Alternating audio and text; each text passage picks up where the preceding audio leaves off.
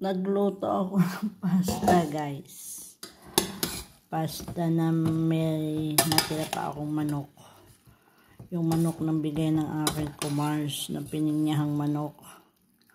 Ayan o, niluto ko. Pinainit ko na din sama-sama. Mga iba naman ang hindi naman puro rice. Pero ganun din yan. Carbohydrates pa rin yan. Pasta, pero hindi na makadaming pasta ngayon. Kakapiranggot lang yan. Papapakin na lang natin yung manok. So, yun lang guys. Kailangan natin kumain ulit ng tanghalian. Wala pa nga ang amo ko. Kung sa amo ko naman ay binating itlog. At saka gazpacho. Ayan, saka gazpacho para sa amo ko. Ayan. Pero ang sa akin ay aray. Ito ang akin ngayon kakainin. Oh. Ay digay ayos na iyan.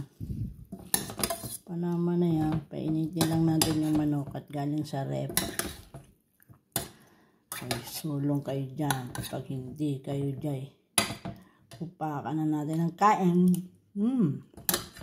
Sarap ako. Sarap lang.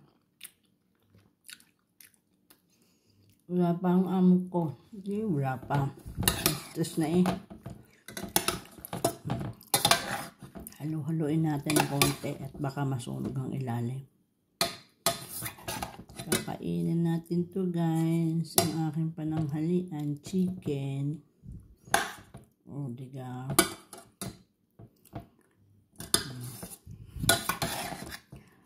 Saling ko na nga sa ano, para hindi lumamig-lamig ng konti. Saglit. Isasalin ko na din eh. Para papakpakaran na natin. Ang tagal ni amo eh. Palalamigin ko na pati. Ayan. Ayan o. Kainin natin yung rice. Isamahan niyo ako habang wala pa ang amo. Isusubo ko aray ng kain. Sulong kayo dyan. O, kain na. Subo. Habang wala pa nga mo, subo na. Masarap. Buto-buto na manok.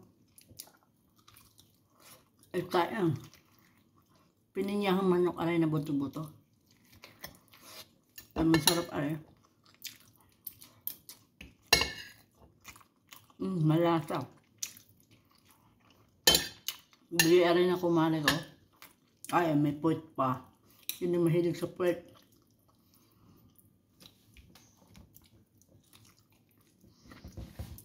Ayun. Sarap, diba? Kainin nyo, sarap. Mag-try kayo ng pininyang manok na buto-buto. Yung manok. Eh, bahala na dahil. Nilagyan ko ng pasta, hindi naman puro kanin. Ito lang. Hello!